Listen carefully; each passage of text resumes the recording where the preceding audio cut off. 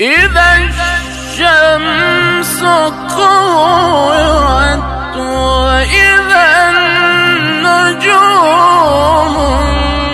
انكدرت وإذا الجبال سيرت وإذا العشار طلت وإذا الوحوش حشرت وإذا البحار سجرت وإذا النفوس زوجت